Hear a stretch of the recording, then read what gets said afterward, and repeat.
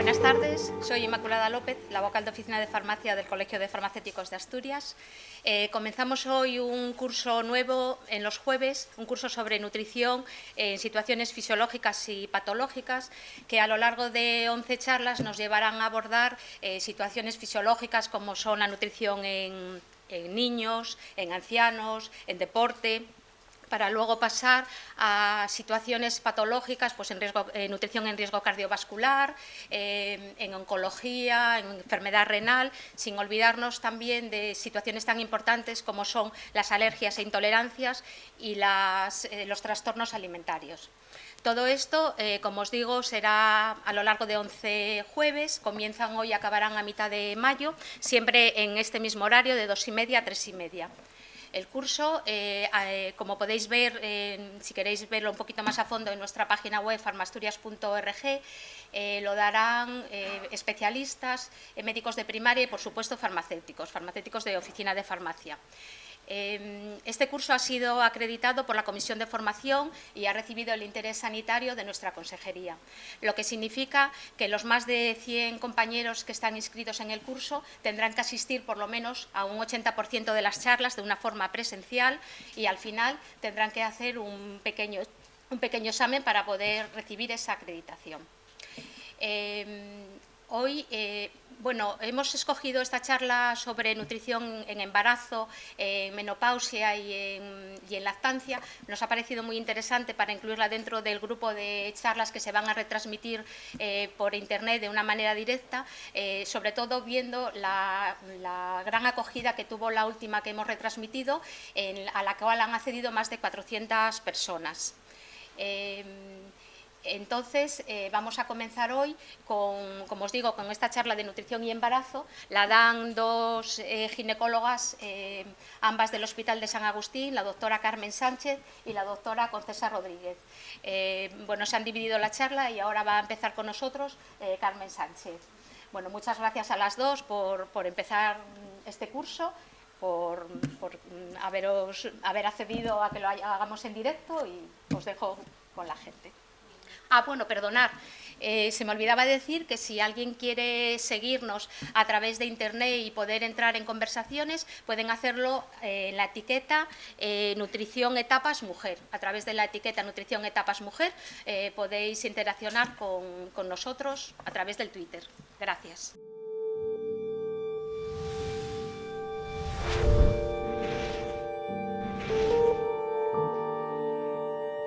Bueno, muy buenas tardes. Como dijo Inma, yo soy Carmen Sánchez Blanco y trabajo en el Hospital San Agustín. Soy ginecóloga y un poco planteé esta charla desde un punto de vista de cómo el obstetra podemos asesorar en lo que se refiere a la nutrición a la gestante. A la gestante, pero a la gestante sin patología, me refiero a la que no tiene anorexia, a la que no tiene una obesidad mórbida. Esas recomendaciones yo las dejaría para el nutricionista, ¿vale? Entonces la charla va dirigida a aquellas gestantes que tienen en general un normopeso.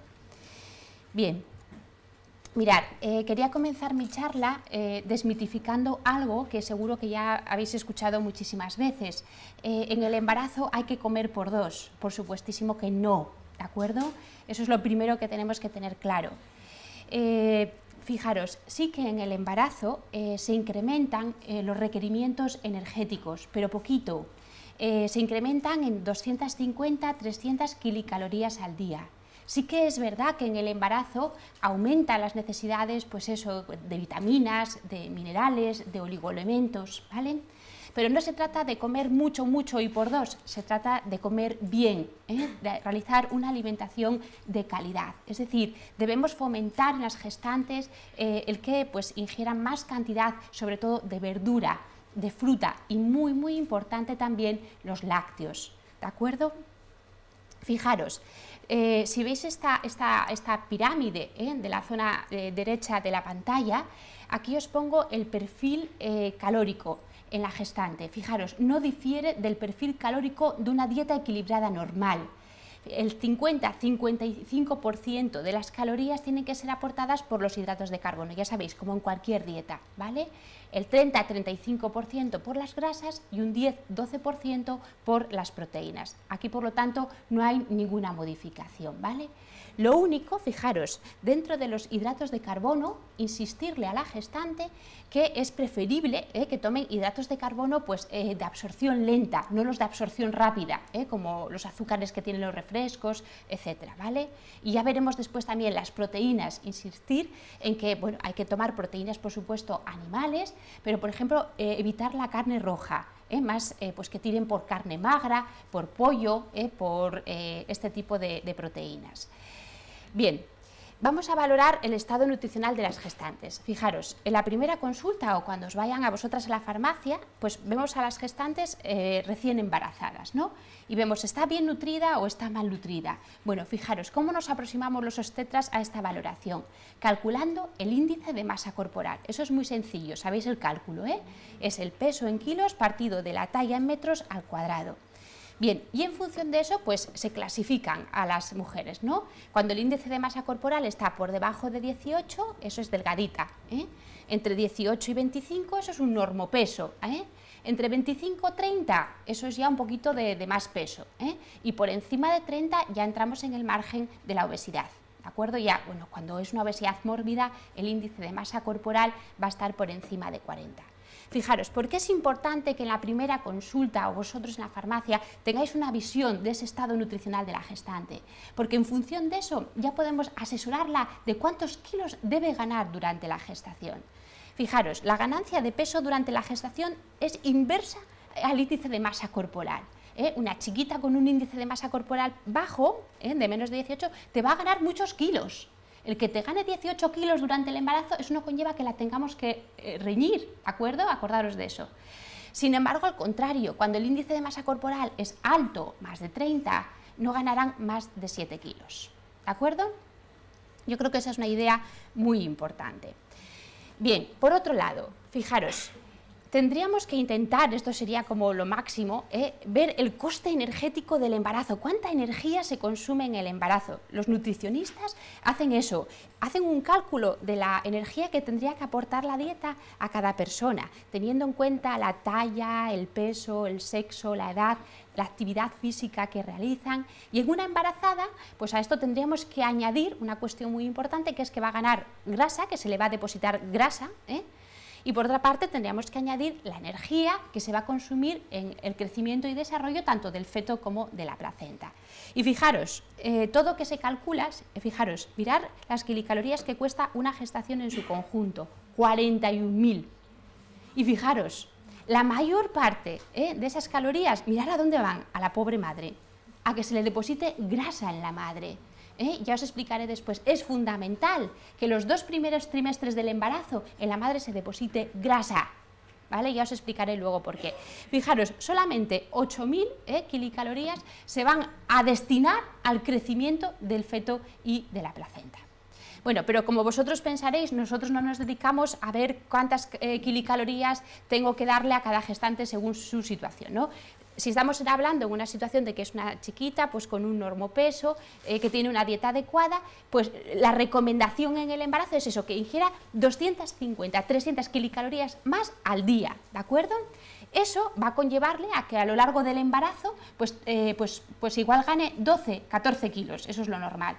Y luego otro dato que es importante, si sigue con una dieta adecuada, en la lactancia, después de los 6 meses de lactancia, que suele ser lo más habitual, vuelve normalmente a su normopeso.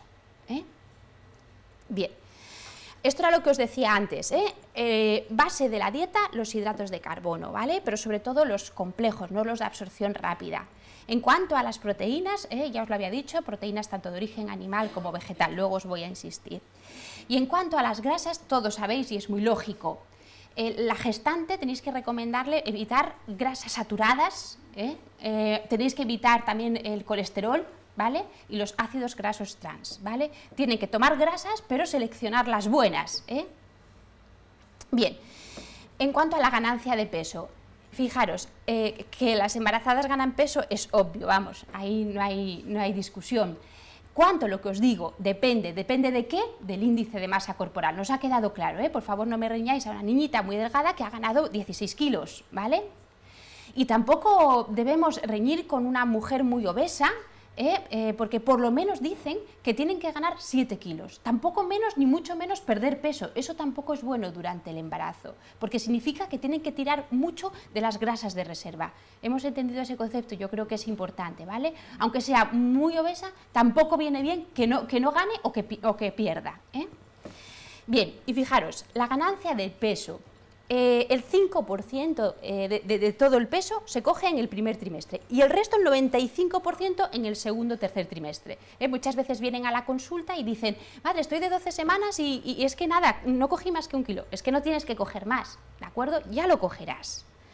Bien, y lo que os decía, fijaros, en el embarazo, los 2 primeros trimestres o en los 2 primeros trimestres hay un metabolismo anabólico. O sea, la madre adquiere más kilocalorías y la pobre es que lo deposita en ella, aumentan los depósitos grasos, lo que incrementa, por lo tanto, el peso de la embarazada en los 2 primeros trimestres es el peso de la madre, su grasa. Sin embargo, el tercer trimestre, la lactancia, ahí en el tercer trimestre de la lactancia hay un metabolismo catabólico, ¿vale? Es cuando tiran de esa grasa. ¿Para qué? ¿Por qué? Porque el feto tiene muchísimas necesidades de alimento en ese momento, que está creciendo muchísimo. ¿Me habéis entendido bien, Entonces, por eso la madre es imprescindible que acumule grasa en el primer y segundo trimestre. ¿Para qué? Para que en el tercero y luego en la lactancia no falte. Sobre todo en el tercero, para que no le falte el aporte de glucosa que el feto necesita, que es mucha porque está creciendo mucho. Bien, y fijaros, aumenta el peso y siempre una pregunta muy típica, ¿qué es lo que más aumenta el peso? Eso, acordaros, al principio es la grasa de la madre y luego al final, pues eso, el feto, la placenta, el líquido, etc. Lo que una mujer gane de peso a lo largo del embarazo y del peso del cual parte, eso, fijaros, va a influir en el peso final del feto. Fijaros en esta diapositiva, el crecimiento del feto viene determinado por un factor genético, ¿no? Pero va a tener unos factores estimulantes y otros que lo inhiben, ¿no? Dentro de los que inhiben o los limitantes está, fijaros, la oferta de nutrientes por parte de la madre. El feto solo va a recibir los nutrientes que la madre ingiera, que la madre le da. Evidentemente, si la madre no le da nutrientes, el feto no va a tener nutrientes, va a actuar como un factor limitante y por lo tanto el feto al final va a tener un bajo peso. Bien. Ojo con los extremos. Yo creo que esto vosotros podéis hacer una labor importante y nosotros, una mujer con obesidad, con un índice de masa corporal, hay que desaconsejarle el embarazo. Tiene antes que disminuir el peso. Índice de masa corporal por encima de 30, desaconsejar el embarazo. ¿Por qué? Porque la obesidad y el embarazo son muy malos amigos. En estas mujeres aumenta el riesgo tromboembólico considerablemente. Con mucha frecuencia tienen trastornos hipertensivos del embarazo, se hacen diabéticas del embarazo y luego los pobres niños, además, son macrosómicos, crecen mucho y eso condiciona luego partos distóficos y muchas veces pues cesáreas, ¿vale? ¿Os acordáis? El típico hijo de madre diabética es un crío macrosómico, ¿vale? Con mucho peso. Tampoco nos viene bien lo contrario, que no coman nada. ¿Sabéis lo que es la pregorexia? Es la anorexia en el contexto de un embarazo. Tremendo, catastrófico, ¿vale? Cires, prematuridad.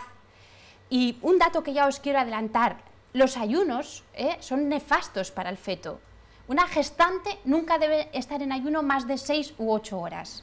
Eso induce la formación de cuerpos cetónicos que son fetotóxicos. Es un consejo muy importante. La embarazada, ya veremos, tiene que comer 5 veces al día. El ayuno no debe ser de más de 6 u 8 horas.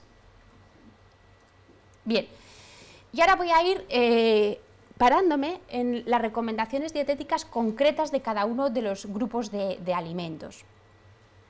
Bueno, también os he dicho y quería deciros que el metabolismo, bueno, os lo voy a decir después mejor, sí. Esto, vamos a empezar con las proteínas. Os decía, aumentan los requerimientos energéticos, ¿vale? Las gestantes necesitan muchas proteínas. Fijaros, la OMS calculó casi 1 kilo de proteínas se necesita para un embarazo, lo que os decía, tienen que ingerir proteínas. E insistiros, proteínas animales y vegetales. Y dentro de las animales, acordaros, no se recomienda la carne roja porque tiene mucha grasa. Hay que recomendar la carne magra de la ternera, que coman pollo, que coman pavo, eso bien, el conejo también, por supuesto el pescado, también viene muy bien, ya sabéis, el huevo también. Y luego el problema que tienen las proteínas que derivan de los vegetales, de las legumbres, ya sabéis, las legumbres producen mucha flatulencia y a veces pues, las gestantes les resulta muy molesto. Además, las proteínas vegetales tienen menor poder biológico que las proteínas animales. Yo creo que la recomendación fundamental es eso, la ingesta de pollo, ¿vale? De pavo, y luego ya veremos que también de pescado, por supuesto. Bien, hidratos de carbono, ¿os acordáis? Son la base de la dieta de una gestante. Nunca deben faltar los hidratos de carbono. Tienen más necesidades de hidratos de carbono. Y lo que os decía, el metabolismo de los hidratos de carbono, fijaros, se altera muchísimo durante el embarazo. Al principio del embarazo hay un hiperinsulinismo. Ya sabéis, la insulina introduce la glucosa dentro de las células, ¿no? ¿Para qué? Para que acumule la madre toda la glucosa, para que la madre se nutra bien. ¿Me entendéis lo que pasa en el embarazo? Sin embargo, ¿qué pasa al final? Sobre todo por el efecto de algunas hormonas como el lactógeno placentario, aumenta la resistencia a la insulina. ¿Entendéis? Aumenta la resistencia a la insulina. Hay un estado como de poca insulina. ¿Para qué? Para que haya mucha glucosa en sangre y esa pueda pasar al feto para alimentarlo bien. Lo que pasa, ¿qué pasa? Normalmente esto la gestante lo compensa aumentando la secreción de insulina, pero en determinadas ocasiones no es capaz de segregar la suficiente cantidad y acaba desarrollando lo que conocemos como diabetes gestacional. Que sabéis que la diabetes gestacional es la diabetes que se desarrolla en el embarazo, que luego en teoría tiende a desaparecer. ¿Me habéis entendido bien? Bien. Entonces, recordad, hidratos de carbono que tenéis que recomendar. Estos los que tienen un bajo índice glucémico. Hidratos de carbono, por ejemplo, espaguetis, el yogur, judías, por ejemplo, la manzana, la naranja. Es una buena forma de aportar hidratos de carbono. Porque, por ejemplo, los que tienen un alto índice glucémico, como por ejemplo puede ser la patata o el arroz, facilita las hiperglucemias postpandriales. ¿Vale? Y fijaros, una diabética gestacional tiene más riesgo de tener un hijo macrosómico cuanto más hiperglucemias postpandriales hace. Por lo tanto, nosotros siempre tenemos como objetivo evitar las hiperglucemias postpandriales. Por eso tenéis que recomendar este tipo de hidratos de carbono. ¿Habéis entendido bien esta idea? Bien, la fibra, muy importante la fibra. La fibra no supone aporte calórico, no. Lo que hace es mejorar el tránsito intestinal y además la fibra de siempre se ha dicho que ayuda a regular la glucosa en sangre. En cuanto a las grasas, acordaros, fuera grasas saturadas, fuera colesterol, ¿vale? ¿Qué tenéis que recomendar? Pues eso, aceite de oliva, aunque no mucha cantidad. Acordaros de las carnes, evitar las rojas, sin embargo sí que el pollo, sí que el pavo, las magras. Y fijaros, a las embarazadas también tenéis que aconsejarle la leche que sea semidesnatada o desnatada, para evitar las grasas de la leche. Esa es la recomendación, ¿vale? Desnatada o semidesnatada. Y bien, y dentro del grupo de los lípidos hay unos que son muy importantes y que todos conocéis y que están muy de moda, que es el omega 3, ¿vale? He sabido que los omega 3 son imprescindibles para el desarrollo cerebral, para el desarrollo visual. Hay que potenciar importantemente en la gestante la toma de omega 3, ¿vale? Estos, sobre todo, pues vienen a través del pescado, ¿vale? Pescado azul, como veis aquí. Debemos recomendarles la trucha, la anchoa, la sardina, el bonito, ese tipo de pescado, ¿vale? Sabéis, tienen grandísimas cantidades de omega 3 también el pez espada y el tiburón. Lo que pasa es que como vienen de grandes profundidades, a veces están contaminados con mercurio, por lo tanto no suele ser un consejo habitual que les demos a las embarazadas. Pero con nuestras sardinitas, nuestras truchitas y todo esto, pues muy bien. ¿Cuál es la recomendación? 1, 2 y si pueden 3 veces a la semana de este pescado para aumentar esos omega 3 que son imprescindibles para el desarrollo cerebral.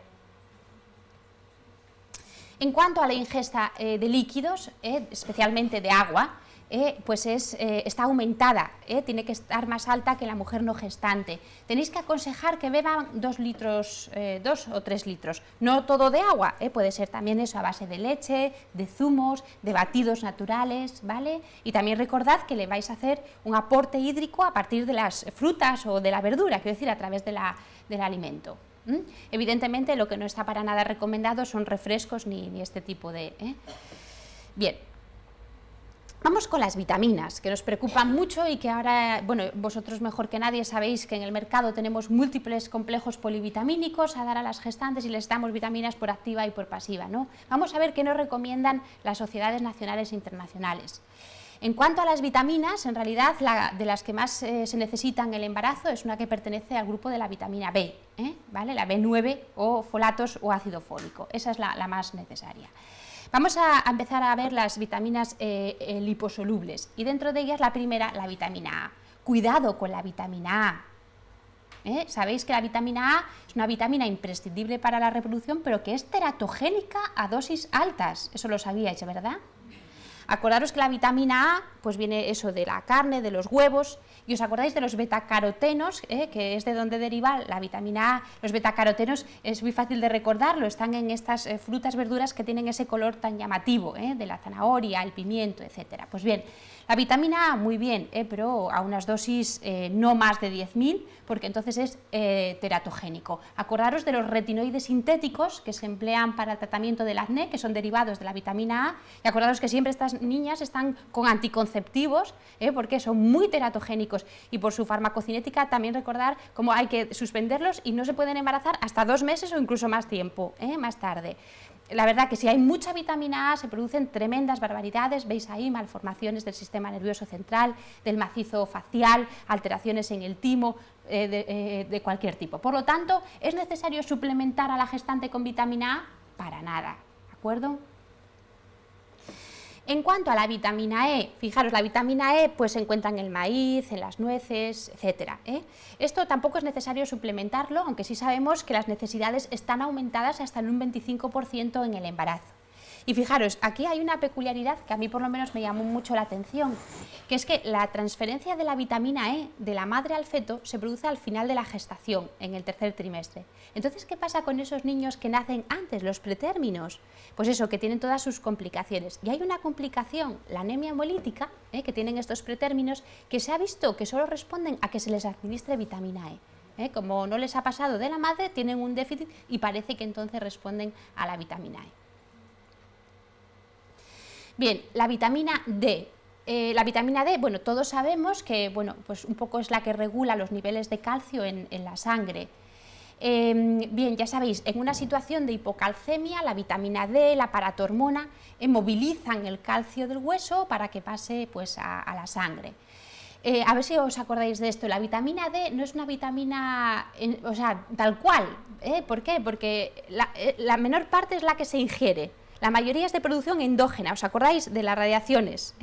En la dermis, a partir de un derivado del colesterol, por los rayos ultravioleta, se produce la formación de la vitamina D. Por eso se dice que no es una auténtica vitamina D, ¿vale? Bien, de los alimentos que contienen vitamina D, aunque es un aporte pues pequeñito, bueno, para que lo sepáis, por ejemplo, el salmón o el pescado azul también tiene pues bastante cantidad de vitamina D. En aquellas circunstancias en las que hay pues, una carencia importante de vitamina D, pues puede haber en los niñitos el raquitismo y en el adulto la osteomalacia. Pero ojo, que tampoco que haya un exceso de vitamina D. Hay un síndrome en el que hay una estenosis aórtica, malformaciones de todo tipo, esqueléticas, etcétera, en la que se debe a un exceso de vitamina D. Además, bueno, la conclusión es que en países mediterráneos o España, Europa, bueno, donde tenemos, salvo las partes de Noruega, sí, pero bueno, que si tenemos una buena exposición solar, en general tenemos buenas dosis de vitamina D y por lo tanto no se necesita suplementos. Esa es la idea, ¿de acuerdo? Habiendo buena luz solar, tenemos bastante vitamina D y no necesitamos suplementos durante la gestación. Eso es un poco la idea. Bien. Y los folatos, fijaros, esto es yo creo que es una de las cuestiones más importantes que tenemos que tratar hoy, la vitamina B9 o folatos. Estas vienen pues de verduras muy verdes, como la celga, la espinaca, también bueno, pues de frutas, de garbanzos, por ejemplo, de cereales. Y fijaros, ¿qué pasa cuando nos faltan espinacas, cuando nos faltan folatos? En el embarazo puede surgir pues, distintas complicaciones. En el segundo o tercer trimestre, cuando falta ácido fólico, se desarrolla la conocida anemia megaloblástica. ¿Por qué se dice mega? Porque los glóbulos rojos son grandes, les faltan ácido fólico. Bueno, y sobre todo por lo que vosotros y nosotros conocemos más el ácido fólico es porque cuando hay poco ácido fólico se ha relacionado íntimamente con una malformación, con los defectos del tubo neural, falta de cierre del tubo neural, ¿vale? Fijaros, el cierre del tubo neural ocurre muy precozmente en la gestación. Esto es una idea que tenéis que tener en cuenta. El 24-26 día posfecundación es cuando se cierra el tubo neural, ¿de acuerdo? Luego ahí, en ese momento es cuando hay que tener suficiente cantidad de ácido fólico, que eso es lo complicado. También ya sabéis que los defectos del tubo neural, bueno, pues dan lesiones neurológicas, del sistema urinario, que pueden ser incluso pues mortales y que tienen muy mal pronóstico. Ya sabéis que si afecta a la columna es la espina bífida y a veces la verdad que vemos muchos casos de anencéfalos, acráneos, abierto el cerebro, se dice exencéfalo, el encéfalo flota en el líquido encefalorraquídeo hasta que se destruye, y luego por eso decimos anencéfalos, quedan sin tejido cerebral. Pues bien, fijaros, hubo una serie de publicaciones muy buenas, fijaros ya en el 91, que dicen, si administramos, decían estos, 4 miligramos de ácido fólico a las mujeres en el periodo periconcepcional, vamos a reducir hasta en un 70% los defectos del tubo neural. Esa idea fue maravillosa. Claro, pretender reducir al 100% ya sabéis que eso es imposible, pero reducir un 70%, pues eso viene muy bien. Luego otros húngaros, seguidamente, ya decían, no con 4 miligramos, con 400 microgramos, con eso ya reducimos también sustancialmente los defectos del tubo neural, ¿no? Entonces, esto hizo que, bueno, los diferentes gobiernos se pusieran nerviosos e intentaran buscar distintas estrategias para que las mujeres en esta edad fértil pues tuvieran las suficientes cantidades de ácido fólico. Entonces, lo que se le ocurrió a Estados Unidos, que eso fue lo que hizo desde el 92, y a Estados Unidos le siguieron otros 7 países, fue enriquecer los alimentos básicos, la leche y sus derivados, los cereales y sus derivados, con ácido fólico. A todos, ¡pum!, ácido fólico. Claro, no solo iba para las embarazadas, iba para toda la población. Eso lo siguen haciendo, enriqueciendo los alimentos básicos. Nosotros, los europeos, somos un poco más prudentes en ese sentido y, bueno, pues eso, el consejo es el ácido fólico a la mujer fértil y sobre todo cuando está planificando su embarazo, desde por lo menos un mes antes de la concepción y durante el principio del embarazo, ¿no? Bien, estas distintas políticas de los distintos países evidentemente tienen sus partes buenas y sus partes malas. ¿Vosotros creéis que tiene alguna repercusión que tengamos un exceso de ácido fólico? Pues parece que puede tenerla. De hecho, pues en Estados Unidos ahí tienen una buena base, como enriquecieron sus elementos fundamentales con ácido fólico, están viendo que, por ejemplo, una persona que tiene un proceso oncológico, que tal vez pues, acelere la progresión del proceso oncológico. Incluso también lo relacionaron con que podría alterar la inmunidad en mujeres posmenopáusicas. Bueno, son estudios como muy así, pero claro, ya está ahí un poco como la sombra. El hándicap que tiene nuestra suplementación solamente a la gestante o a la que, bueno, planifica el embarazo es que, bueno, ¿quién planifica el embarazo? El 50% de las gestantes. El resto, cuando se enteran y cuando empiezan a tomar ácido fólico, ya cerró el tubo neural. ¿Os acordáis que os dije? Cierra el día, pues eso, 24-26 posfecundación. Entonces ya lo cogemos tarde. Es verdad, Entonces no se sabe muy bien qué es lo mejor. Nosotros, la SEGO, la Sociedad Española de Ginecología y Obstetricia, y todas las sociedades españolas y europeas, un poco lo que dicen es, si es una mujer sin factores de riesgo para defecto del tubo neural, hacemos suplementación, eso, con 400 microgramos, ¿vale? Y es muy importante eso, desde antes, si podemos, al menos un mes antes de la concepción, y luego lo importante es en las 10 primeras semanas de la organogénesis, pero luego continuamos durante toda la gestación con el ácido fólico para evitar las otras complicaciones. ¿Os acordáis de la anemia megaloblástica y de la otra que nos dije? Parece que también cuando hay poco ácido fólico hay más riesgo de prematuridad. Entonces, por eso, continuamos con el ácido fólico durante todo el embarazo. Bueno, y un dato, que eso también vosotros desde la farmacia podéis verlo, que a veces a nosotros se nos olvida. Hay mujeres que tienen especial riesgo para que su hijo tenga un defecto del tubo neural. Por ejemplo, el que ya haya tenido un niño con defecto del tubo neural. El que, por ejemplo, él o ella o su marido tengan algún defecto del tubo neural, una espina bífida oculta, por ejemplo. Las obesas, las diabéticas, esas también, ¿vale? Van a tener mayor riesgo de hijos con defecto del tubo neural. En ese caso no hay que dar 400 microgramos de ácido fólico, no, hay que dar 4 o 5 miligramos de ácido fólico. Y lo mismo, desde antes del embarazo y especialmente en las 10 primeras semanas, aunque continuaremos durante toda la gestación. Y por supuesto también las malnutridas. Cogisteis esa idea, es importante, cuidado con las obesas, con las diabéticas también, tienen mucho riesgo de defecto del tubo neural. Y también sabéis cuáles, las que tienen epilepsia y están a tratamiento con antiepilépticos, también tienen un efecto antiácido fólico y a esas también hay que suplementarlas con 5 miligramos de ácido fólico, no se nos debe olvidar entre todos, es importante, ¿vale?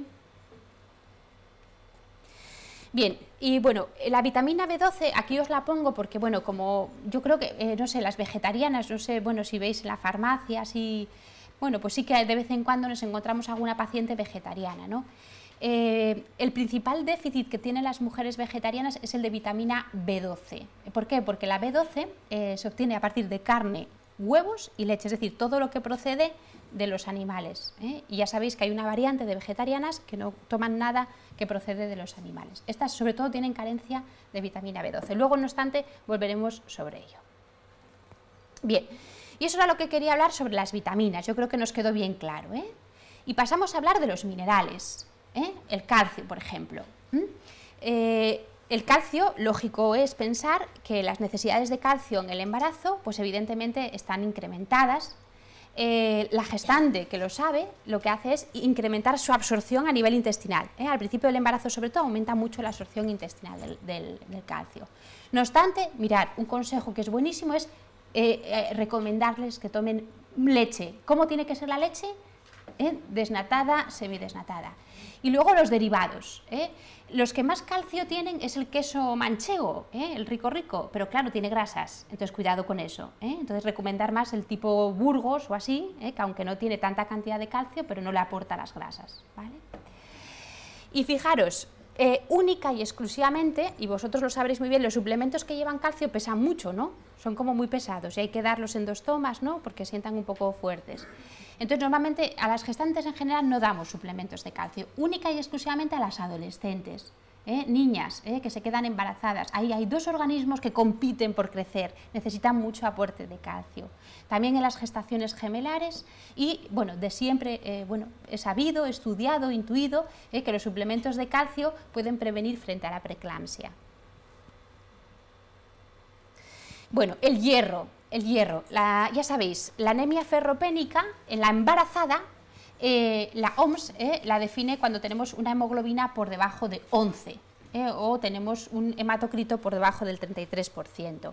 Fijaros, la anemia ferropénica es el déficit nutricional más frecuente en la embarazada. Hasta la mitad, más de la mitad de las embarazadas van a tener anemia.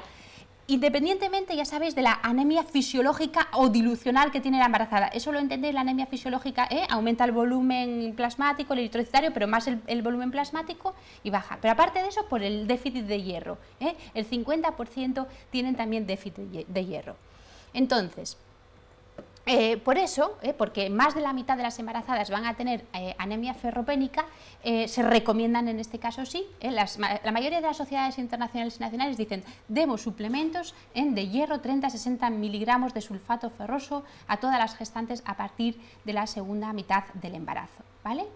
Aparte, claro, recomendarles una dieta rica en hierro, lo que tenéis ahí, a través de la carne, a través del pescado, a través de las espinacas, ya sabéis, la morcilla, que da el hierro hemínico que se absorbe muy bien. Acordaros de los frutos secos, que también viene muy bien. Bien. Acordaros también que yo creo que, bueno, eso lo hacéis siempre. ¿Cómo se toma el hierro o cómo se absorbe la mayoría de los hierros mejor? Aunque ahora ya hay algunos que no requieren dar estos consejos, pero en general el hierro se absorbe mejor, ya sabéis, en ayunas. con algún alimento que lleve vitamina C, que lo tomen con zumo de naranja, el kiwi, la fresa, también viene bien. Y otro dato que a veces a mí por lo menos se me olvida más es que para que se absorba bien el hierro de la comida, decirles que luego no inmediatamente tomen un café o un té o un vaso de leche, porque va a dificultar su absorción. Si tienen el hábito de tomar café o leche, que lo hagan a la hora o a las 2 horas de haber comido para que haya una adecuada absorción de hierro. Bien, y otro tema muy controvertido, el yodo. Bien, parece obvio y claro que en aquellas sociedades, en aquellos medios donde hay un déficit muy importante de yodo, eso tiene unas consecuencias nefastas en la gestación, que es el cretinismo, ¿no? La cosa viene en que, bueno, si hay una deficiencia leve o moderada, en un principio parece que también puede tener su repercusión en el desarrollo del sistema nervioso central, y por lo tanto dicen que, bueno, que sí, aunque la deficiencia sea leve, también pues, se recomiendan aportes de yodo para favorecer el desarrollo neurológico. Pero también se está viendo que el aporte excesivo de yodo también es perjudicial, ¿vale? Favorece en las mujeres el hipotiroidismo y las tiroiditis autoinmunes. Esto es lo que ha hecho reflexionar a las sociedades, a los endocrinos. Oye, no deis tanto yodo, que están con unas yodurias muy elevadas, están con hipotiroidismos, con tiroiditis, ¿vale? Y entonces, pues bueno, en estas revisiones es en las que nos encontramos y, por ejemplo, aquí ya en la consejería, pues nos han pasado una circular que nos dice que en Asturias no demos suplementos de yodo a todas las gestantes en el estado tanto preconcepcional como embarazo o lactancia, no la demos a todas, no, ¿vale? No la demos a todas si se cumplen 2 condiciones, esto parece mucho, pero os lo voy a resumir. La principal fuente, sin duda, de yodo es la sal yodada, ¿no? Entonces, si una mujer toma suficiente cantidad de sal yodada y luego toma 3 raciones, 3 lácteos al día, por ejemplo, 3 vasos de leche más sal yodada, no hay que darle suplementos. ¿Entendéis la idea? Si no te garantiza que tome esas raciones de lácteos, o, bueno, la sal yodada yo creo que sí que es una recomendación que enseguidamente ellas pues la asumen. Pero bueno, si se les explica, pues no hay por qué darles suplementos de yodo. Y en general, si las indagas, pues, o les convences, y además yo creo que nos viene bien para reforzarles la idea de que tomen leche y derivados, por su aporte sobre todo también en calcio, que también necesitan, Y entonces ahora los laboratorios nos miran y nos dicen, madre, ¿y todos estos suplementos que tenemos aquí con yodo, ahora qué hacemos? Pues ya os digo, en Asturias la circular es que no demos una suplementación a toda la población, solamente selecta cuando sospechemos eso, que no toman sal yodada o que no toman suficientes lácteos. Esto es de ahora, de enero del 2015. Y en el resto de comunidades, Madrid, etcétera, se está haciendo una suplementación a todas, con 150 o 200 microgramos de yodo en cambio. Pero aquí pues somos un poco distintos. Creo que esto está basado pues, en que se hizo un estudio de yodurias en las mujeres asturianas y se vio que teníamos yodo de sobra, ¿vale? Y si hay yodo de sobra, ¿para qué dar más? Esto está firmado por el director general de Salud Pública. Bueno, continuamos. La cafeína. Bueno, parece obvio que no resulte muy recomendable que la gestante pues, tome muchísima cantidad, de cafeína. ¿No veis que siempre se ha asociado la cafeína con los abortos, con las prematuridades? Ahora los últimos estudios relacionan sobre todo más la cafeína con los retardos de crecimiento intrauterinos, con los CIRES.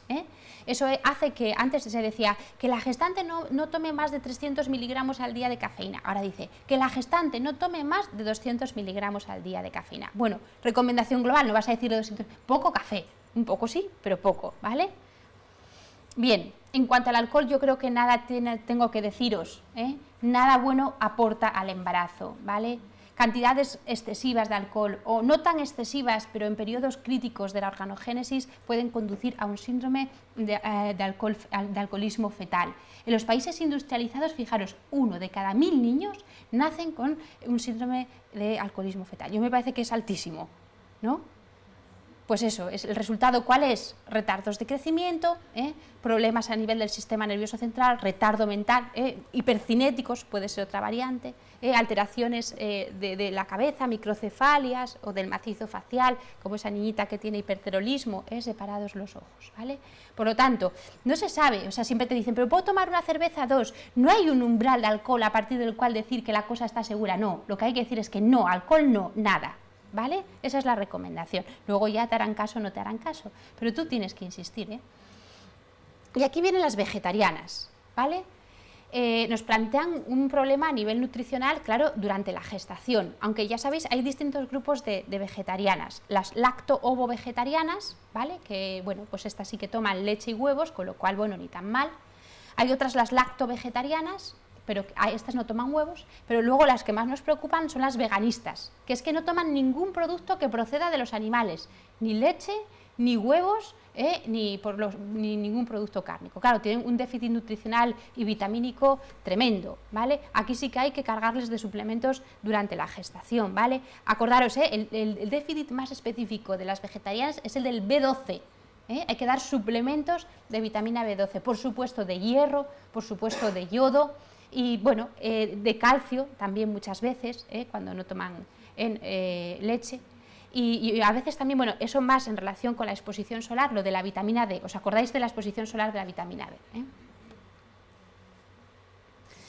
Bueno, y entonces así quería terminar con los minerales. Y bueno, ahora pues solamente una serie de recomendaciones. Ya os lo hablé en el otro curso, ¿os acordáis de la listeria y del toxoplasma? La listeriosis, ¿os acordáis de esa bacteria, la Listeria monocitógenes, que puede contaminar los alimentos y que, bueno, pues en una embarazada la verdad es que puede ser nefasto, Yo los casos que viví, todos terminaron trágicamente. Si afecta a la embarazada al principio, pues en un aborto, y si afecta al final, pues muchas veces en un parto pretérmino, en un niño muerto, bueno, es muy grave.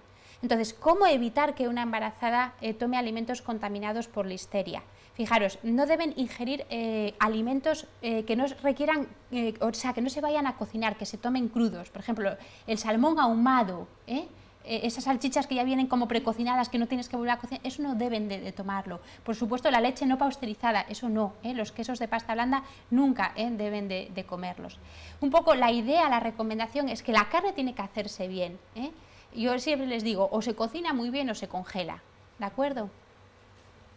Recomendación para la toxoplasmosis, este es un protozoo unicelular, que ya sabéis, el huésped definitivo es el gato lo expulsa en las heces, y si anda por el huerto, pues a la que contamina la lechuga, voy a coger la lechuga y está contaminada, si no la lavo bien, pues me contamino por toxoplasmosis. Si estoy embarazada, el protozoo atraviesa la placenta y todos estos gérmenes tienen como un neurotropismo, tienden a lesionar el sistema nervioso central y también ocular. Lo más característico de la toxoplasmosis congénita es la corioretinitis. ¿Os acordáis de eso, verdad? Que veríais muchas veces casos de corioretinitis que luego evolucionan y son cegueras. Siempre los oftalmólogos investigan, una persona ciega va hacia atrás, pues una corioretinitis muy probablemente por una toxoplasmosis congénita. Aquí la recomendación un poquito es la misma. Carne siempre o congelada o cocinada, muy cocinada. Nunca eso de que se vea la sangre, ¿vale? Nunca poco hecha. Las verduras, sobre todo si son del huerto, muy bien lavado. Y ojo con los gatos, especialmente pues, los gatos callejeros, que suelen ser los que están contaminados por el Toxoplasma gondii. Bueno, y entonces ya para finalizar con el embarazo, deciros una serie de consejos prácticos que debemos de insistirles a las gestantes. Nada de un atracón y no coma a las 8 horas, no. Un consejo que siempre decimos a las embarazadas: desayuno, almuerzo, comida, merienda, cena, ¿vale? 5 comidas por lo menos. Acordaros, nunca ayunos prolongados, más de 6-8 horas, que eso induce la formación de cuerpos cetónicos. Eso es una recomendación de verdad muy importante y que tenemos que ser muy insistentes en ella. Bueno, consumir cereales integrales que ayudan también al tránsito intestinal, y luego yo creo que es obvio, ¿no? Más verdura, más fruta, insistirles mucho en la leche, más leche, calcio, insistirles en el agua, que a veces no beben suficiente y se necesita mucho agua, por el agua que se acumula extracelularmente, no es que hacen edemas, y luego el niño necesita agua para formar su líquido amniótico. Muy bien. no se os olvide nunca de la recomendación del pescado, por los omega 3, comer pescado por lo menos 1 o 2 veces a la semana. Acordaros de moderar el consumo de grasas de origen animal o de la carne roja. Y luego, bueno, evidentemente evitar el picoteo entre horas y, bueno, pues vigilar el peso, pero bueno, ya sabéis, en las que son muy delgaditas tampoco hay que ser tan estricto porque es normal que vayan a cogerte bastante peso. Y ojo con las obesas, que también que el que no cojan nada o pierdan tampoco es conveniente, ¿de acuerdo? Y yo, para terminar, muy poquito de hablaros sobre la lactancia. Ojo con la lactancia, Los requerimientos en la lactancia son superiores a los requerimientos en el embarazo. ¿Eso lo sabíais? Así es, las lactantes, las pobres, tienen un hambre y beben, que aquello es tremendo, pero es que lo necesitan. Decíamos, fijaros, debemos aportar 250, 300 kilicalorías más al día en el embarazo, pero es que en la lactancia tenemos que aportar 500 kilicalorías más al día. Tenemos que aportar más de todo, más vitaminas, más minerales, más de todo. Fijaros, una curiosidad, necesitan más de todo menos de hierro y tampoco necesitan tanto de ácido fólico. ¿Por qué? Porque la leche, la verdad, materna contiene muy poca cantidad de hierro. Bien, la idea es a decirles a las lactantes, ¿no?, a las que deciden dar el pecho, una buena nutrición es esencial. Si no se nutren bien, van a producir pues poca cantidad de leche y la calidad que van a producir es de poca calidad. Eso parece pues evidente. Lo que os digo, más kilicalorías, van a necesitar más cantidad de calcio. Hay que insistirles en que beban leche, pero fijaros, aquí una curiosidad, os dije siempre, en el embarazo, desnatada y semidesnatada, pero aquí en la lactancia que conviene que por lo menos una de la toma de leche sea de leche entera. ¿Para qué? Para que les lleguen las vitaminas liposolubles, la K, la A, la D y la E, ¿vale? Una de las tomas tiene que ser de leche entera. Fijaros, necesidades de agua, muchísima. Ya sabéis que el 80 al 90% de la leche materna es agua. Luego van a requerir por lo menos 3 litros de agua al día.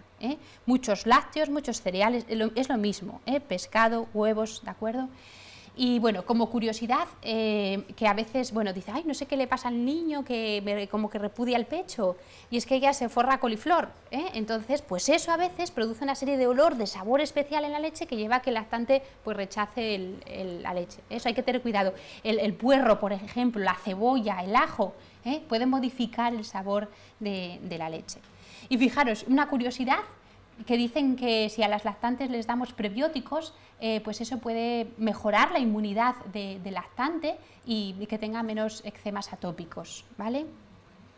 Y una vez más, repudiamos alcohol y tabaco, tanto en el embarazo como en la lactancia. Fijaros, el tabaco, la nicotina, disminuye la prolactina y la oxitocina. Ya sabéis que la prolactina es la hormona que aumenta la producción de leche y la oxitocina es la que produce la eyección de la leche, ¿no? Pues la nicotina lo anula todo y también el alcohol, el alcohol anula la oxitocina. Muy bien, entonces, la idea de suplementos en la lactancia.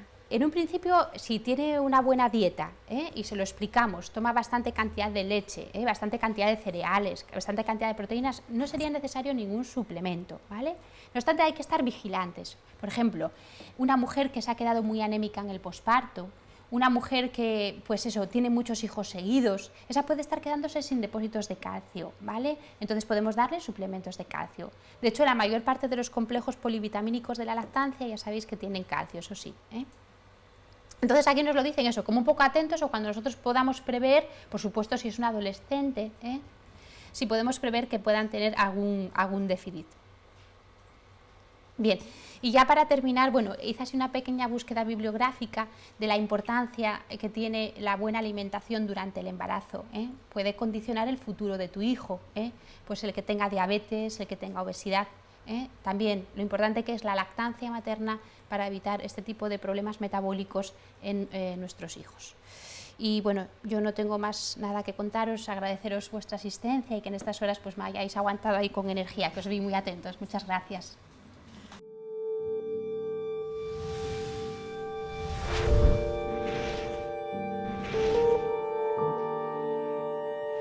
Bueno, pues nosotros vamos a la segunda parte de la charla, va a consistir en una etapa que es la menopausia, que es una etapa muy importante.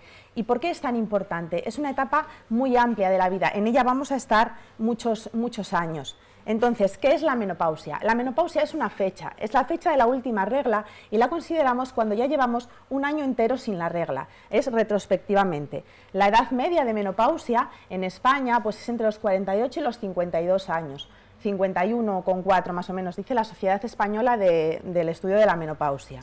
Entonces, lo que pasa es que nosotros vamos a hablar de posmenopausia igual que de menopausia en la calle, incluso en los artículos. Entre los profesionales nos referimos a la menopausia como a todo el periodo que en realidad es la posmenopausia, porque la menopausia es una fecha.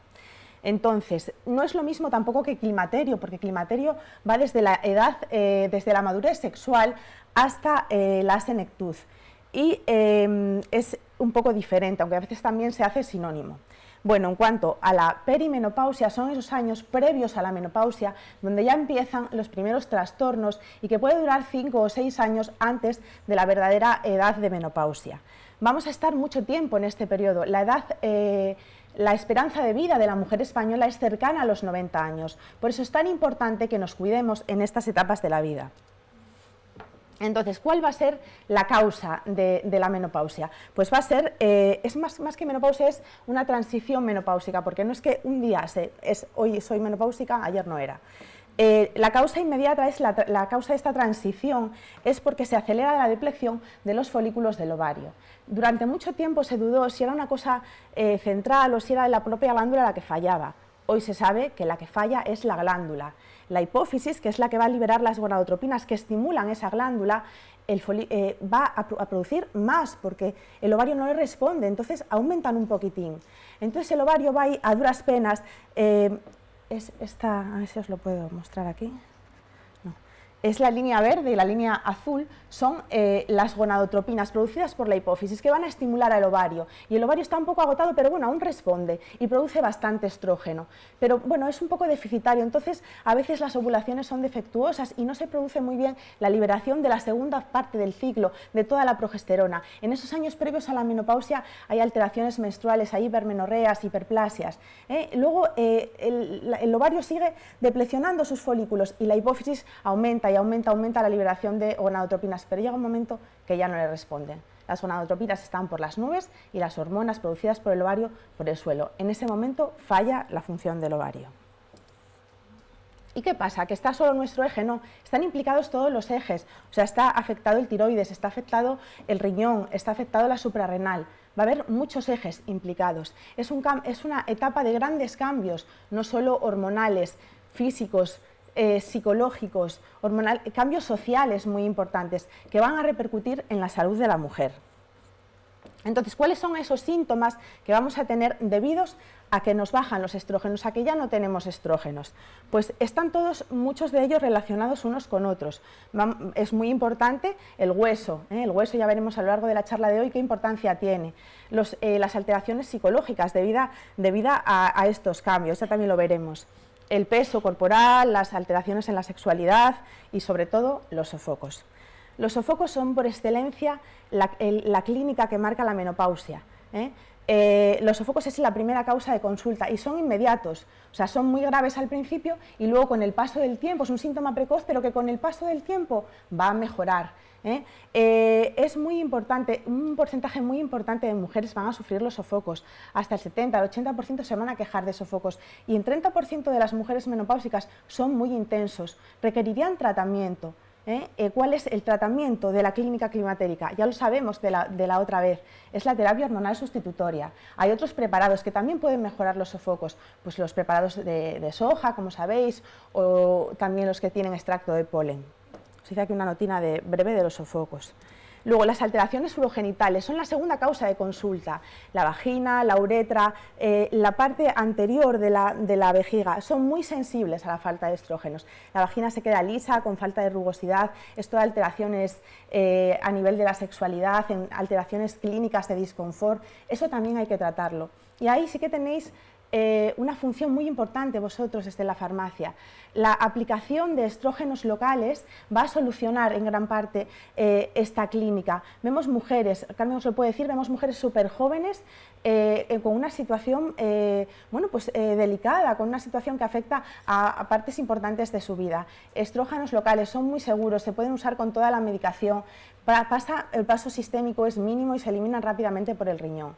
No escatiméis en estrógenos locales. Ahora hay muchas presentaciones, lo conocéis mejor que nosotros, en cremas, en óvulos, el anillo que se coloca durante 3 meses. Por favor, estrógenos locales, yo siempre les digo, porque es muy importante en cuanto a los estrógenos locales, el cumplimiento, porque en realidad tampoco es un dolor muy llamativo y suele fallar el cumplimiento. Entonces, una forma, yo les digo siempre, es como la crema de la arruga, si te la echas un día, 2 o 2 semanas, no vale para nada. Lo importante es el mantenimiento en el tiempo. Y bueno, los estados psicológicos, los cambios en el estado de ánimo. Los estrógenos son moduladores de los receptores de la serotonina, que es una hormona muy implicada en el estado de ánimo. Pero es que no es solo la caída de estrógenos, es una época de la vida que a veces pues coincide con cambios importantes, está el cuidado de personas mayores, que los hijos se vayan de casa, que llevas con la misma pareja muchos años, que bueno, hay muchas cosas. Entonces, bueno, pues eso, insomnio, alteraciones del humor. El tratamiento a veces se combinan, responden muy bien a la terapia hormonal con un antidepresivo tricíclico. A veces dar los dos fármacos responden muy bien. Y luego el hueso. La osteoporosis es un problema de salud muy importante, El hueso tiene 2 partes, la parte de fuera, que es la parte cortical, y la de dentro, que es la parte trabecular, y la parte trabecular sobre todo está muy influida por los estrógenos. Entonces, los primeros años de la menopausia es muy acelerada la pérdida de masa ósea, sobre todo si, como veremos después, no nos nutrimos bien. Entonces va a haber una serie de factores de riesgo y efectivamente el 80% pues va a ser de carácter personal y en relación pues a nuestra herencia, de causa genética, pero hay un 20% en el que sí podemos influir con la dieta. Y en cuanto al peso corporal, en esta época ya vimos que los estrógenos caían, entonces relativamente van a estar más aumentados los andrógenos y vamos a tener un perfil como más masculino. La grasa vamos a perder la cintura y se va a acumular un poco más en el tronco. La forma de pera se va a cambiar, que es muy gráfico, por la forma de manzana. Pero es que esto tiene implicaciones muy importantes, aparte de que también nos hace sentirnos a lo mejor un poco peor, influye en esa alteración del estado de ánimo. Es que hay patologías típicas de esta época que se van a afectar por el aumento de perímetro abdominal. El cáncer de mama, las enfermedades cardiovasculares, la diabetes. Es muy importante el control del peso en esta época. Bueno, pues y también vamos a tener una serie de consideraciones en nuestra dieta que vamos a ver cómo con pequeñas intervenciones vamos a cambiar estas patologías que son muy frecuentes en la menopausia. La obesidad, la hipertensión, la diabetes, las enfermedades cardiovasculares, osteoporosis y osteoartritis, la depresión y el deterioro cognitivo y el cáncer. Con una buena dieta con unos buenos hábitos, con el deporte regular, vamos a poder vencer gran parte de estas enfermedades más frecuentes de esta edad de la vida. Pongo estas 2 diapositivas que ya las conocéis de las charlas previas porque en España hay un gran desconocimiento de la terapia hormonal sustitutoria, nos hizo muchísimo daño el estudio White y desde entonces cayó en picado el uso. Tiene una indicación muy clara que es los síntomas climatéricos, los síntomas de la menopausia, se tratan con terapia hormonal sustitutoria. En todos los países de Europa, el 20%, el 19%, el 23%, según qué país mires, de las mujeres están con terapia hormonal sustitutoria para los primeros años de menopausia. En España, menos del 5%. Es una terapia muy segura si se utiliza de forma racional durante 3-5 años y por debajo de los 60 años. Tiene unos riesgos muy bajos y muchísimos beneficios.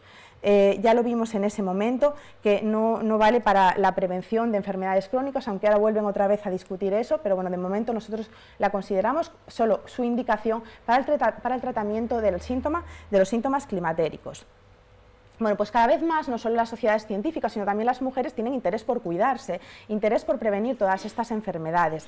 Entonces, los máximos beneficios, lógicamente, de un periodo que puede durar 30, 40 años, o incluso más, porque ahora las mujeres, sobre todo las mujeres, llegamos a muy mayores.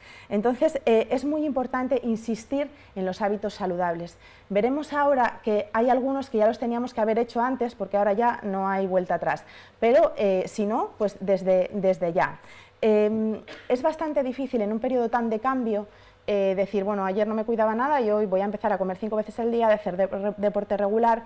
Es mejor empezar cuanto antes, o sea, en la premenopausia, en la perimenopausia, cuando ya la función del ovario empieza a declinar, después de los 40, de los 45 años, ahí ya hay que pensar que hay que cambiar los hábitos de vida.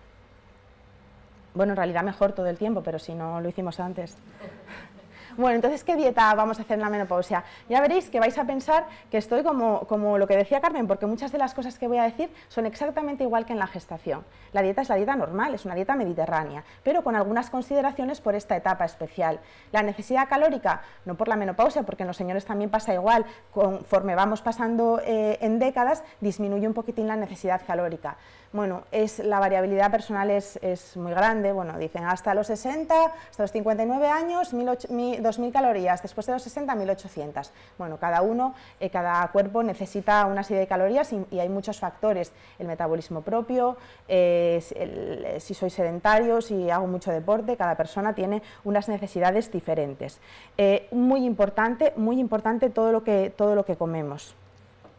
Entonces, lo mismo que en la gestación, ¿qué pasa? Que los hidratos de carbono son la base de nuestra alimentación, el 60% de la energía total. ¿Y cuáles? Mejor los complejos, pan, arroz, las patatas, las legumbres, los frutos secos, son muy importantes.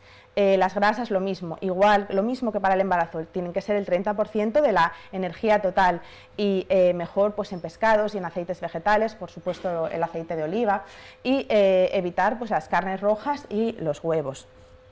Lo mismo la proteína, todo igual, el 10 al 15% de la dieta, más o menos vamos a conseguir consumir 1 gramo de proteínas por kilogramo de peso corporal. Y ojo con el exceso de proteínas, porque en esta etapa, bueno, es malo en todas las etapas, pero en esta etapa va a tener una consideración muy importante. Si yo consumo muchas proteínas, el metabolismo de las proteínas va a acidificar mi sangre y los productos de degradación del metabolismo de las proteínas, por ejemplo el azúcar, se van a unir al calcio, que ya veremos que es muy importante en toda la vida, pero en esta etapa mucho más. Y volvemos a lo mismo, la dieta mediterránea, en la misma distribución. Lo más importante es insistir también en los hábitos, que es un poco parecido también a la gestación. Es muy importante comer 5 veces al día, desayunar, tomar algo a las 11, comer, merendar, cenar, evitar los periodos de ayuno y hacer deporte de forma regular, hidratarse bien. Es lo mismo que en todas las épocas, con algunas consideraciones. Puse aquí una diapositiva un poco casera, porque me resulta un poco difícil de entender. Bueno, un 30% de grasas, un 15% de proteínas, me resulta un poco difícil de pensarlo para ser práctico. Entonces, el primer número es lo que hay que consumir en la dieta mediterránea, por ejemplo, una mujer de 40 años con sus reglas y sin patologías. Y el segundo número es lo que se recomienda en una etapa donde ya el ovario falló, donde estamos en una situación de estrógenos bajos. Vale, entonces los cereales igual son la base de la alimentación, 5 raciones, estos son raciones diarias. Hay un error en la diapositiva, es las legumbres, luego os lo cuento. Entonces, 5 raciones diarias como consumíamos, eso sin cambios. ¿Qué pasa con las frutas y las verduras y las hortalizas? Las verduras y las hortalizas un pelín más. Antes eran 2 raciones diarias, las subimos un poco a 3. Las frutas antes 3, por ejemplo, 4. Esto es aproximado, pero el concepto, tengo que tomar un poco más de fruta, de verdura, de hortalizas. ¿Y qué pasa con el calcio? Radicalmente más productos lácteos. Necesito mucho calcio porque sobre todo en los 3-5 primeros años de la menopausia estoy perdiendo muchísima cantidad de calcio. Las legumbres de 2 veces a la semana mínimo subimos un poco más, a 3. Y las raciones semanales ahora vamos a cambiar lo que decíamos, las carnes rojas, hay que reducirlas al mínimo. La proteína mejor pues en carnes magras y por supuesto muchísimo mejor en pescado. En pescado más de 5 raciones semanales, 7, las que queráis, porque van a ser un aporte muy importante en esta época, ya veremos luego por qué. Los frutos secos también de 5 raciones hasta 7 van a tener una función en la prevención, igual que los ácidos grasos poliinsaturados del pescado, van a prevenir las enfermedades crónicas que son típicas de esta época. Y los huevos los reducimos un poquitín de 3 a 2 raciones semanales. ¿Qué pasa con el hueso? La reducción de la masa ósea es muy importante. Es muy importante en los primeros años de la menopausia y es la causa que nos va a llevar a la patología que es la osteoporosis. Pero osteopenia, un hueso que ha perdido mineral, vamos a tener casi en un porcentaje muy importante de la población. Es muy importante lo que decíamos en los primeros años, la caída de la desmineralización del hueso. Es muy importante, sobre todo en los 3-5 primeros años. Va a depender mucho lo que hagamos esos años para frenar un poco esa pérdida. Hay raza, factor hereditario, y es que el 80% de la población no toma el calcio que necesita. Y de todas las personas que tienen patologías serias del hueso, el 70% son mujeres. Entonces, bueno, esto también es una diapositiva antigua, pero solo no quiero ni que la miréis, o sea, solo que en el metabolismo del hueso pues hay unas células, los osteoclastos, que se lo van a estar comiendo y otras que lo van a estar formando. Entonces, y en medio de ellos hay un montón de metabolitos y de moléculas que están interviniendo. Entonces, si hay un desequilibrio hacia un lado o hacia otro, pues el hueso lo sufre por un lado o por otro, o se forma más o se destruye más. Entonces, hay que intentar encontrar el equilibrio en ese momento. Bueno, el calcio lógicamente es la molécula por excelencia más importante en el desarrollo y en el mantenimiento del hueso. ¿Qué pasa con el calcio? No es que todo el calcio que tomemos lo vayamos a aprovechar, no. Solo vamos a aprovechar la mitad más o menos, o quizás un poco más del calcio que ingerimos, y no en todos los alimentos igual.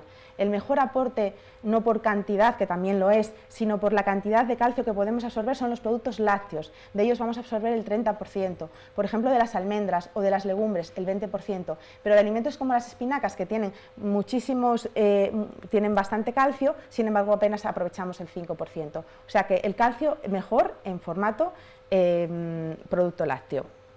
Entonces, hay estudios que dicen que apoyan que el calcio tomado a dosis adecuadas disminuye esa reabsorción ósea tan típica de los primeros años de la menopausia. Y luego hay un concepto que es súper importante, que es lo que me refería antes, también es importante lo que hayamos hecho antes, es el pico de masa ósea.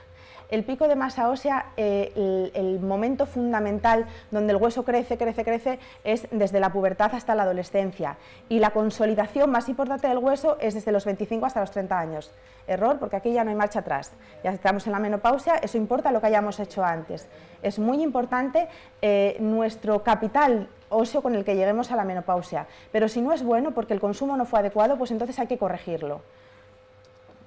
Bueno, la cantidad, pues eso, de 1000 a 1200 miligramos por día, tenemos que consumir más, un poquitín más que la dieta mediterránea normal, y ya lo que hablamos, que el calcio se elimina en gran porcentaje, y además es que el calcio no está solo, ya veremos que hay un montón de vitaminas, un montón de nutrientes, un montón de tóxicos que le afectan a cómo es su absorción, que es muy importante, pero no solo su absorción, su fijación al hueso.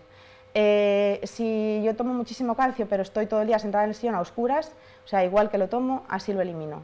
Sin embargo, a lo mejor no cantidades tan grandes de calcio, si me está dando la luz, si tomo ese calcio y salgo a caminar a la luz, igual el aprovechamiento es muchísimo mayor. Hay poblaciones que no tienen que comer y sin embargo prácticamente no tienen osteoporosis, y no es por la ingesta de calcio abundante, es porque les da el sol y no existe el sedentarismo. Entonces, bueno, ¿cómo puedo sacar el máximo rendimiento al calcio? Es un callo esta diapositiva, solo, bueno, pues unas consideraciones. La vitamina D, luego vamos a hablar un poquitín de ella por lo importante que es en el metabolismo del calcio, y también por la importancia que tiene ella misma en el resto del organismo. Las vitaminas K y D, también en esa diapositiva farragosa del metabolismo de óseo, también en unas moléculas también están implicadas en la formación, en el estímulo de los osteoblastos y en la formación del colágeno óseo, también están involucradas. El fósforo es muy importante, está en los pescados, en los cereales y en los frutos secos, y también en las bebidas que están carbonadas. ¿Qué pasa con esto? Hay personas que toman muchas de estas bebidas, y esto produce un desequilibrio muy importante por varias razones. Lo primero es porque si bebo 2 litros de casera no bebo leche, entonces desplazan a los a los lácteos, pero es que además al aumentar el fósforo aumenta la paratormona, que es una hormona que también se va a encargar de eliminar el calcio.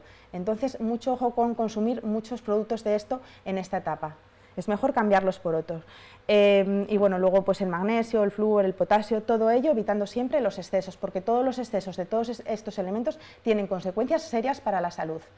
En cuanto al ejercicio físico, también haremos un poco de mención después. Es muy importante el ejercicio físico porque va a ser, entre otras cosas, sobre todo si estamos al aire libre, el responsable de que ese calcio que estamos ingiriendo se pegue muy bien al hueso, aparte de controlar el peso. Ya veremos la importancia del ejercicio físico y, bueno, y las actividades recreativas. También hay que pensar, igual no en una menopausia tan precoz, pero un poco más con el tiempo, en el estímulo cognitivo. Por supuesto, evitar las dietas hiperproteicas. Ya sabemos por antes qué pasa si tomamos muchas proteínas, que perdemos mucho calcio, el tabaco, el abuso del alcohol. Y luego hay comidas, pero como todo, en exceso, pues van a impedir que la absorción intestinal del calcio. Bueno, pues los salvados, el que tome mucho salvado, las espinacas, las coles, el chocolate. ¿Qué pasa con los alimentos enriquecidos? Bueno, pues eso es una táctica también de los gobiernos, pues enriquecer también determinados productos. Sobre todo está más claro el enriquecimiento con vitamina D, no está tan claro el enriquecimiento con calcio. Parece que el que tiene poco calcio es porque consume poco. Sí que está claro que el enriquecimiento de vitamina D en los alimentos, las ventajas que produce. Entonces, la vitamina D es súper importante. Hay que asegurar los niveles de vitamina D, que bueno, esos son los niveles que hay que comer cada día, pero bueno, eso nos da igual porque no lo vamos ni a recordar siquiera. Está en los pescados grasos, en los lácteos, pero es que sobre todo el sol. La mejor fábrica de vitamina D va a ser nuestra piel. Siempre es una costumbre muy buena en esta etapa, o bien después de comer o bien después de merendar, lo último que tomamos algo de calcio, un cacho de queso, un yogur o un vaso de leche y salir a caminar. Ya veremos que no es que no sea bueno, no vale cualquier ejercicio para nuestros objetivos. ¿Qué va a hacer la vitamina D en cuanto al calcio? Pues va a aumentar, va a hacer que se absorba más en el intestino, y es que además va a evitar también que se elimine el calcio por el riñón, porque en el filtrado glomerular perdemos muchas cosas si ese filtrado está alterado, porque los nutrientes, los elementos, todo sale del riñón y el riñón propio lo recupera. Si eso está alterado, pues podemos perder, excretar por la orina mucho calcio. Y encima va a movilizar esa diapositiva horrible del metabolismo del hueso, va a movilizar el metabolismo del hueso, va a hacer que el hueso sea más fuerte y joven. Entonces, la vitamina D, por supuesto, en combinación con el calcio, con un calcio adecuado, va a reducir la reabsorción ósea y por lo tanto va a evitar el riesgo de fracturas. Es muy importante. Pero es que además, bueno, los alimentos en los que está presente la vitamina D, sin olvidar, por supuesto, la exposición al sol. Un poco remangados, que nos dé la luz del sol, no hace falta achicharrarse, es suficiente para una síntesis adecuada de vitamina D. Y es una molécula tremendamente importante. Hay un déficit de vitamina D en nuestro medio y debería ser algo de salud pública que estuvieran más preocupados por la vitamina D, porque de verdad que es una molécula muy importante. Hoy la estamos tratando aquí focalizada en cuanto al metabolismo del calcio, pero tiene un impacto muy grande en el resto de la salud. Está asociada con determinados cánceres, parece que previene determinados cánceres. Ojo con los excesos, como previene el cáncer, entonces voy a tomar mogollón. No, hay que tomar lo que necesitamos, no más. Con las enfermedades autoinmunes, tiene una función reguladora del sistema endocrino. Probablemente nos quede todo por descubrir de la vitamina D. Lo ideal es el consumo en la dieta, también con productos enriquecidos y con cantidades adecuadas de calcio. Lo que insistimos siempre, por favor, evitar los excesos, que a veces somos muy patológicos, que nos dicen esto es bueno y hacemos un desequilibrio total de la dieta, no solo con el calcio, con cualquier cosa. Ejercicio físico. El ejercicio físico regular y las prácticas de actividades recreativas va a mejorar la densidad de masa ósea, pero fijaros, bueno, un porcentaje también, tampoco es tan grande el porcentaje, pero fijaros el riesgo de fracturas, cómo cae en picado el riesgo de fracturas al hacer ejercicio físico regular. ¿Y cómo va a ser este ejercicio físico? Sobre todo si es una población que muchas veces nunca hizo deporte. Es muy importante porque si uno ya tiene un hábito desde la juventud, no hay ningún problema. Se hace el deporte que sea, pero si no tiene hábito, ¿cómo dices a una mujer que nunca hizo deporte que haga deporte? Debe ser entretenido, debe favorecer el cumplimiento y debe ser un ejercicio de carga también, un ejercicio aeróbico y un ejercicio también de carga. Hay como la idea siempre, es buenísimo nadar para la menopausia, es buenísimo nadar, sí, es buenísimo nadar, pero no es buenísimo nadar para prevenir la osteoporosis. Da una sensación de alivio importante porque durante la menopausia se afecta mucho el colágeno de las articulaciones, duelen mucho las muñecas, duelen mucho los tobillos y eso sí que lo favorece el nadar, pero para el hueso no. Para el hueso necesitamos ejercicio aeróbico y ejercicio de carga para que el calcio y la vitamina D actúen sobre el hueso. Ideal, caminar a la luz, ideal, solo eso. Las máquinas de los gimnasios también, pero eso no tenemos luz. Bueno, ahora hay también en los parques a veces de estas máquinas, pero desde luego caminar con una ingesta adecuada de calcio que nos dé la luz suficiente. En cuanto a la obesidad, ya lo sabemos un poco, ya estuvimos hablando de ella, vamos a tener ese cambio de la pera, se nos va a poner más grasa aquí en el tórax y ya sabemos, ojo con esas enfermedades crónicas que son más propensas por el aumento del perímetro abdominal, tan importantes como el cáncer de mama, como la hipertensión, la diabetes, la enfermedad cardiovascular. Entonces, bueno, nosotros hablamos de una mujer menopáusica normal, que no tiene un problema de sobrepeso importante, porque eso ya le trataría, a lo mejor el seguimiento tiene que hacerlo ya un especialista, un endocrino, es de otra forma. Estamos hablando de aquella mujer que de repente nota que gana 2 y luego otros 2 y luego otros 2 enseguida y que la ropa no vale y que son una serie de cosas que encima te ves mal, que ya no encuentras ropa, es como un círculo vicioso. Es muy importante romper este círculo vicioso y esto solo se consigue con intervención dietética y ejercicio físico adecuado. Es muy típico, sobre todo de esas mujeres que son hiperresponsables, que están muy preocupadas de su imagen, que sí que se preocupan de hacer ejercicio, de comer bien, tienen como la idea bueno, pues como menos, pues es que no quiero estar así, pues es que como menos, y llegan a veces a hacer verdaderos desequilibrios de la dieta, toman una infusión a las 7 de la mañana, comen algo lavado a las 4 de la tarde y luego cenan un yogur. Eso es peor porque si yo le aporto tan poco al cuerpo, el cuerpo se pone en metabolismo ahorro, no sabe si hay una guerra, no sabe si estamos en crisis, se pone el metabolismo en modo ahorro y entonces cualquier cosa que coma se va a subir al cuerpo. Es muy importante explicarles, porque encima es que se sorprenden muchísimo, una dieta adecuada de 5 comidas al día, van a comer el doble o el triple de lo que comían, pero bien organizado y sobre todo con alimentos adecuados. Y eso les va a ayudar a perder el peso, a sentirse mejor, va a mejorar muchos de los aspectos de esta etapa. En cuanto a la hipertensión arterial, tiene una prevalencia muy elevada en esta edad de la vida. También es responsable sobre todo la ganancia de peso y también la edad, porque también los varones tienen una alta prevalencia de hipertensión arterial. Y ya sabéis lo que hay que hacer, control de peso y ejercicio, truquillos sobre todo porque esta hipertensión, que no es como la de la gestación, esta sí se beneficia de la ingesta de poca sal. ¿Qué truquillos vamos a hacer para intentar tomar menos sal? Especiar la comida, por ejemplo, las especias, salpimentar, el orégano, nos va a ayudar a usar menos sal porque el alimento sabe más. Esforzarnos mucho en la presentación del alimento, no tirarlo ahí de cualquier manera, total está soso, no, pues lo tiro ahí de cualquier manera, no. Cocinar al vapor, la ebullición, por ejemplo, aunque pierde los alimentos que tengan un alto contenido de sal, al hervirlos pierden el sodio y el potasio, que también es importante. Bueno, ya lo sabéis, el alcohol con moderación y evitar ciertos alimentos, las latas, los salazones que tienen pues mucho contenido en sal. Estos son todos los alimentos que tienen alto contenido en sal, que es mejor evitar para el tema de la tensión. ¿Qué pasa en esta etapa también? Pues que es también como un círculo vicioso, porque los estrógenos también nos protegían un poco y además es que engordamos un poco. Bueno, pues está el colesterol elevado y el colesterol de las lipoproteínas de alta densidad, que son el colesterol bueno, pues están más bajas y las de baja densidad pues más altas. Entonces todo eso con la obesidad, la diabetes, aumenta el riesgo de infarto. Por eso con la dieta no vamos a permitir que esto pase. Entonces, pues ya lo sabemos. ¿Qué vamos a evitar? Pues el colesterol, evitamos la carne roja lo que podamos y los huevos, las grasas saturadas, todo lo sintético, las grasas trans, mantener el peso adecuado y evitar el tabaco. ¿Y qué vamos a comer más? Pues mucho pescado, mucho aceite de oliva, fibras, antioxidantes y mantener el aporte de calcio, que también es muy importante. En cuanto a, hay otros tipos de, bueno, por ejemplo, en este caso la soja, de alimentos que, bueno, que nos han venido como de fuera, ¿no? Antes nosotros no tomábamos soja, ninguno.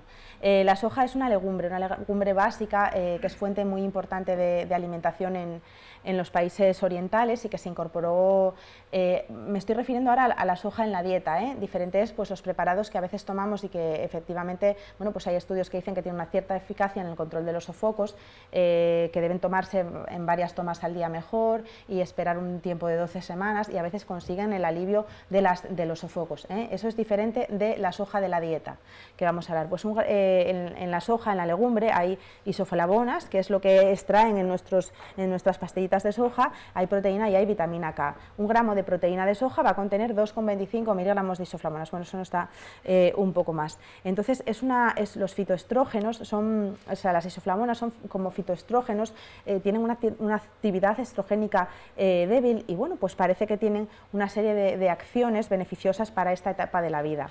Pues van a tener un efecto contra los sofocos, o sea, el tratamiento de los sofocos no es la ingesta de soja en la dieta, Aquí la tenemos que considerar como una legumbre de alto poder nutritivo, no es que sean el tratamiento, pero van a ser buenos para esta etapa. Hay unos metabolitos, un metabolito concretamente el Equol, que es un metabolito intermedio. No todo el mundo lo produce porque depende de una bacteria intestinal que lo tiene la mitad de la población. O sea, la mitad de la población al tomar la soja va a producirla y la otra mitad no. Bueno, tiene una visión prometedora en el futuro, parece que mejora el cáncer de mama, previene también el de próstata, hasta en la calvicie masculina. Bueno, le están dando un bombo que a ver en qué quedan todos estos estudios.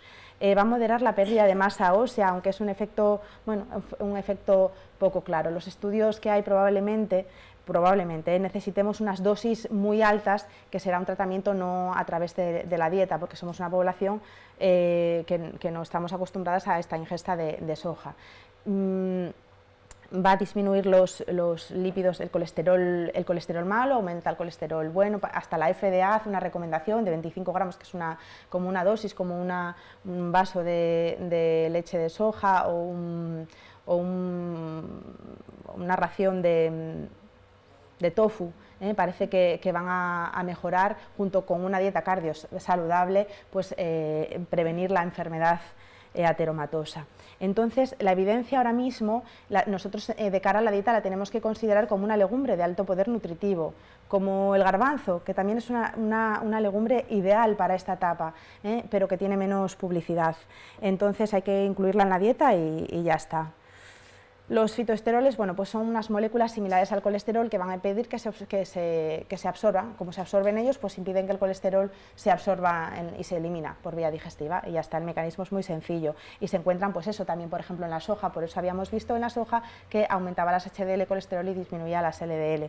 En frutos secos, en semilla, por eso que dicen que comer un par de nueces todos los días, que te ayuda a bajar el colesterol. Esta es la razón, porque compite con el colesterol por ser absorbido. Y también está en algún lácteo.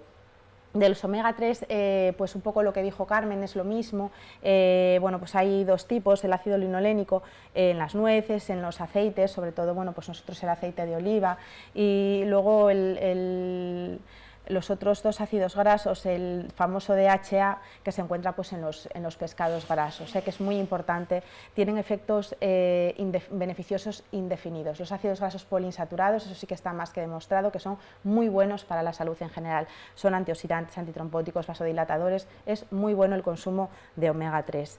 Y la ingesta recomendada, bueno, pues son esos gramos por día, y 2/3 en forma de, pues eso, de aceites, del aceite de oliva, tal, y el otro tercio pues como pescado graso. Hay otros productos en el mercado, vosotros sabéis mucho más de estos, que de hecho también a veces hacen preparados o se los añaden a la soja, que tienen, bueno, pues un efecto más o menos probado en la clínica climatérica, sobre todo en lo referente a los sofocos. Muchos de ellos no tienen estudios y desde luego el uso en forma de infusiones o en dosis bajas no está estadísticamente significativo que eso mejore los sofocos, pero sí forman parte de una dieta saludable. ¿Cómo podemos desde la farmacia ayudar a las personas? Pues aparte de las recomendaciones de la dieta, de que coman 5 veces al día, de que hagan deporte, de que se hidraten bien, hay un montón ahora de herramientas en la red, porque todas estas cifras de gramos, de porcentajes de alimentos, hay unas tablas alimenticias en tablas de composición que bueno, se pueden abrir gratuitamente en la red, que ayudan a saber de qué está compuesto el alimento, porque es muy difícil saber, pues 100 gramos de sardina, cuánto ácido linolénico tiene, eso es imposible de recordar. Y luego también las páginas ahora de las sociedades científicas que hacen mucha promoción de la salud, siempre hay un apartado que es para la usuaria, para la paciente, que ahí pueden entrar también y utilizarlo. Y luego las páginas también de nutrición, que están muy bien, que hay un montón de documentos que se pueden descargar. Os pongo ahí algunos enlaces que me parecieron interesantes. Por ejemplo, lo que os decía, pues esto es de la Sociedad Española de Nutrición, esa página que veis, y ahí en las calculadoras alimenticias ves calculador nutricional de especies pesqueras, y entonces si abres ahí es la del FROM, pones por ejemplo bacalao fresco, escoges el pescado, pones la cantidad de dosis y ya te da el valor nutricional. Bueno, pues te recomienda libros. Esta es la página de la AEM, veis ahí para la mujer, picáis ahí, hay un montón de recomendaciones, y esto pues es del Ministerio, alimentación.es. Bueno, esto es el decálogo, que ya lo sabemos de memoria, que dice la AEM que hay que hacer en la menopausia, pero nosotros ya nos lo sabemos, todo eso, poco tabaco, poco alcohol, ejercicio, dieta, consumo de calcio, todo esto ya lo sabemos, los programas preventivos adecuados, y desde luego os invito a que con todo esto pues que comentamos hoy, que hagáis promoción de la salud, promoción de la salud desde la farmacia. Me quedo con el título que le pusieron al 13 Congreso Nacional de la Sociedad Española del Estudio para la Menopausia, que es Prevenir es vivir seguro. Bueno, pues muchas gracias.